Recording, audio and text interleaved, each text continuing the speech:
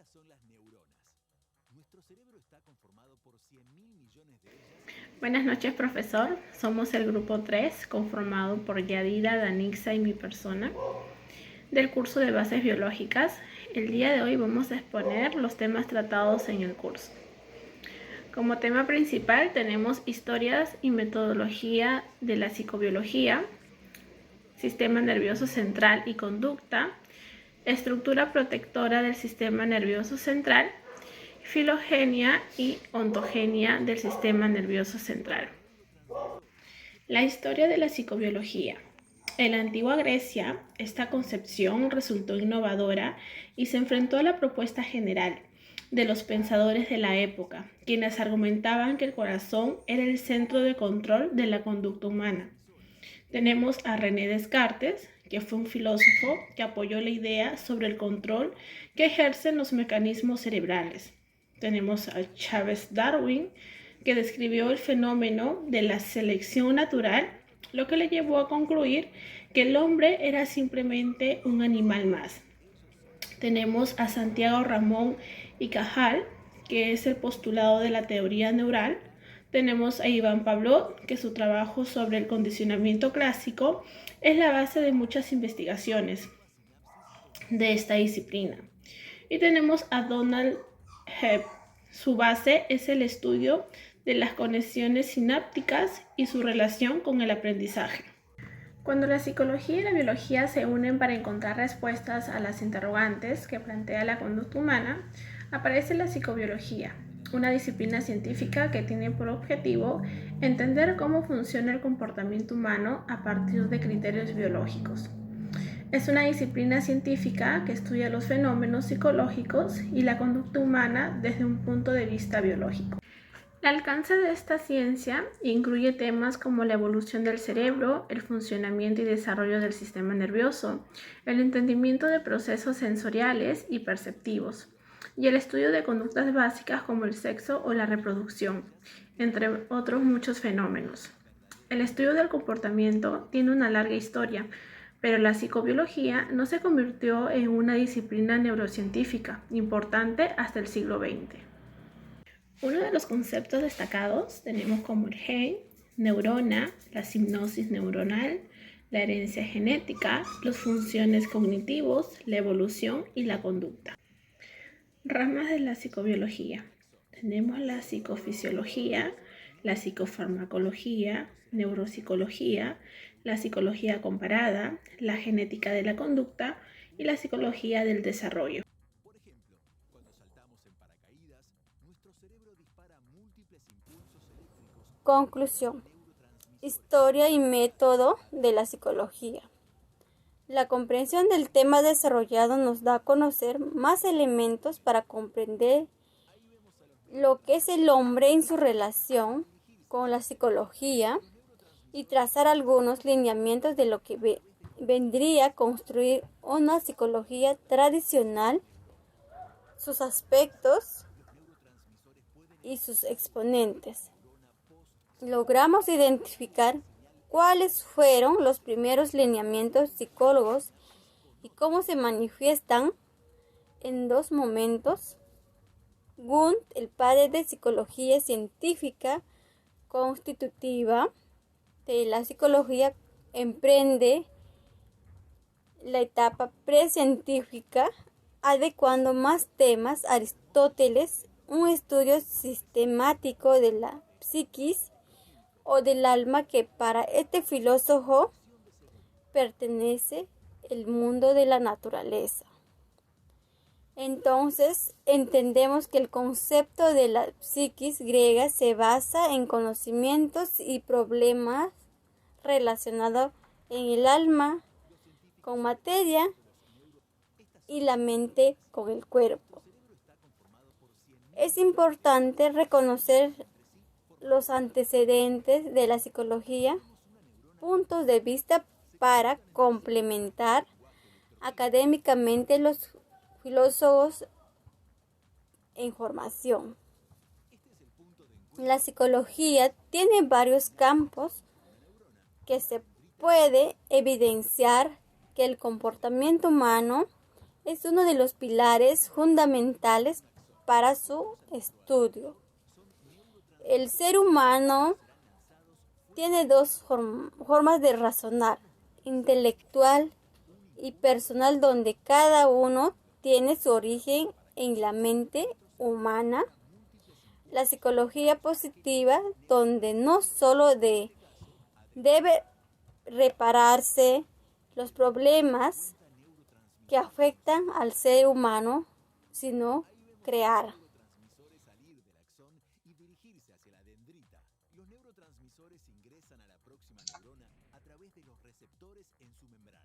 Ellos son la puerta de acceso a la neurona. El sistema nervioso central es una estructura compleja que poseen los seres humanos y animales, vertebrados y casi todos los invertebrados, que se encarga de procesar nuestros pensamientos y toda información que obtenemos a través de los sentidos. En el sistema nervioso central se llevan a cabo todos los procesos mentales necesarios para comprender la información que recibimos desde el exterior. Asimismo, es el sistema encargado de transmitir ciertos impulsos hacia los nervios y los músculos, por lo que se dirige sus movimientos. Las partes del sistema nervioso central son el encéfalo, cerebro, cerebelo, tallo cerebral. El cerebro es la masa más voluminosa e importante del encéfalo, porque cumple con diversas funciones vitales, en las funciones vitales en los animales, vertebrados, en especial en los seres humanos e invertebrados, y se encuentra protegido por los huesos del cráneo. El cerebelo se ubica en la parte posterior del encéfalo, detrás del cerebro, que se conecta con la médula espinal. Es el encargado de relacionar a las vías sensitivas y las vías motoras. Por ello es posible mantener la postura, el equilibrio corporal, coordinar diversos movimientos motores como caminar, escribir, correr, hablar y otros como la tensión muscular. Tallo cerebral. El tallo cerebral o tronco cerebral es el que une el cerebro con la médula espinal, por lo que se encarga de controlar diversas funciones como la respiración o el ritmo cardíaco.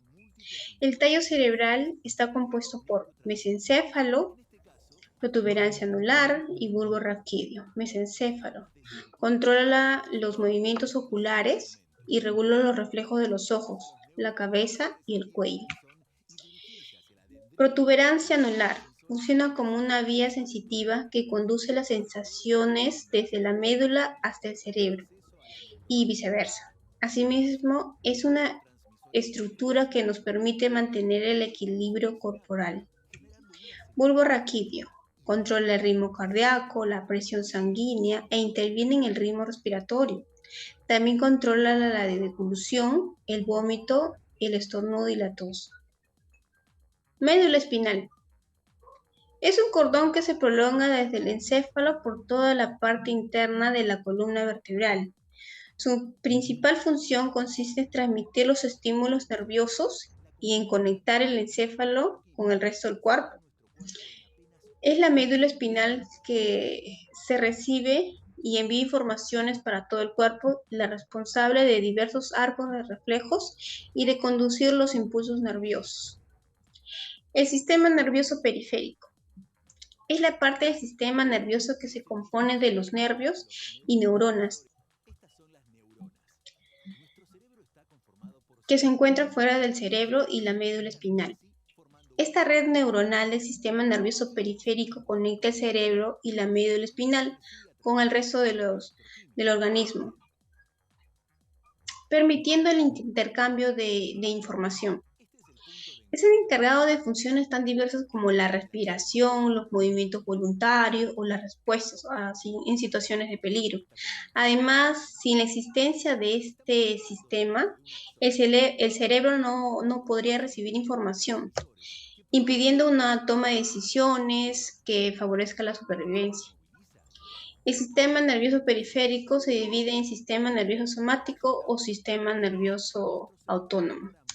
El sistema nervioso periférico somático se encarga de la información de tipo sensorial y motora. El sistema nervioso periférico autónomo es responsable del control de las funciones involuntarias corporales. El sistema nervioso periférico autónomo o vegetativo. A su vez se divide en sistema nervioso simpático y sistema nervioso parasimpático. Las principales partes del sistema nervioso periférico incluyen los nervios craneales, los nervios espinales y los ganglios nerviosos. Nervios craneales. Los nervios craneales son partes del sistema nervioso periférico. Los 12 pares de nervios craneales se ubican en la parte de la cabeza y el cuello. Sus funciones son sensitivas, motoras o mixtas.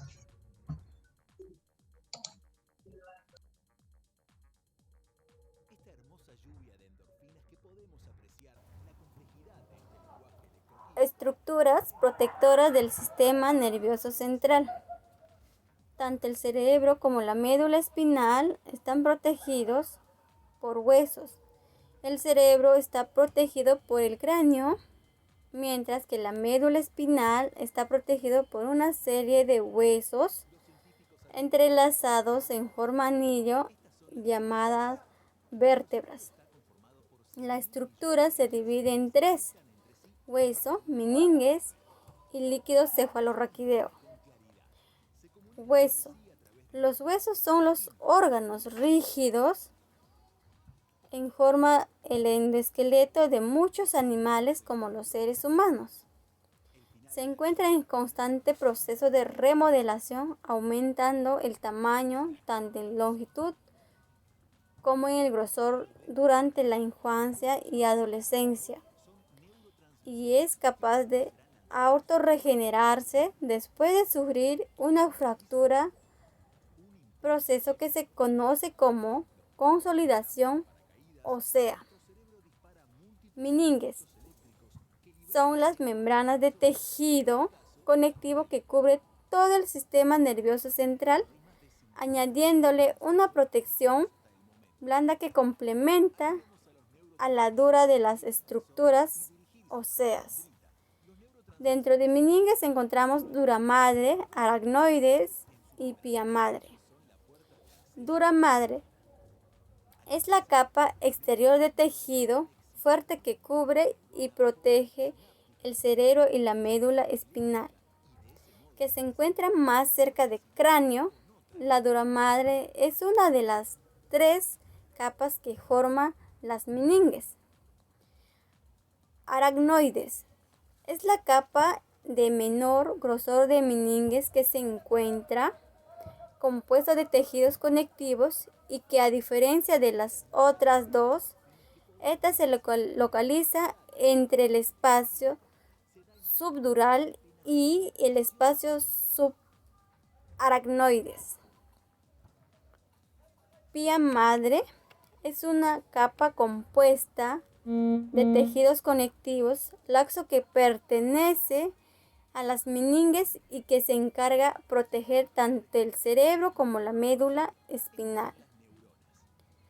Líquido cefalorraquídeo es un líquido acuoso, transparente e incoloro y fluye dentro y alrededor del cerebro y la médula espinal.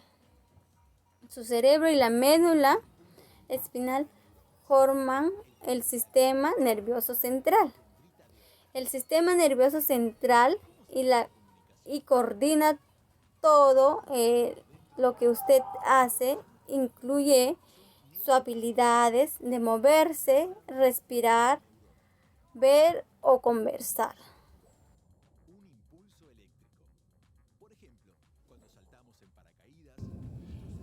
En conclusión, el sistema nervioso central es importante ya que nos permite ponernos en contacto con el mundo exterior, corrigiendo los estímulos que recibimos tanto en el consciente como el inconsciente, transformándolos en impulsos nerviosos, llegando a la parte específica del cerebro donde se procesa la información y generando la reacción o respuesta.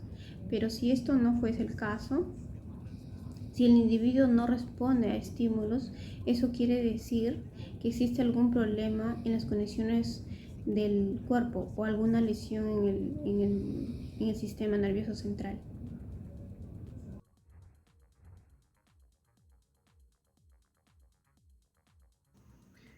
Filogenia del sistema nervioso. El estudio de los organismos simples, como las bacterias, pone de manifiesto que las bacterias tienen una relación activa y adaptativa con el medio ambiente, equivalente a la de los animales, y que se pueden llevar a cabo sin necesidad del sistema nervioso. Ontogenia. Se encarga de describir cómo se desarrolla un ser humano o un animal. La noción se focaliza sobre todo en la etapa embrionaria, cuando se produce la fertilización del óvulo. A través de la ontogenia, por lo tanto, se pueden analizar las modificaciones que se producen en la estructura del individuo. Las células del cigoto comienzan a diversificarse y se organizan en órganos y tejidos mientras crecen. Un proceso que se lleva a cabo de acuerdo a diversas interacciones y a la dinámica interior del organismo en formación. Este es el punto de encuentro entre neuronas, el final del axón de una neurona y la dendrita de otra. ¿Cómo se da esta comunicación?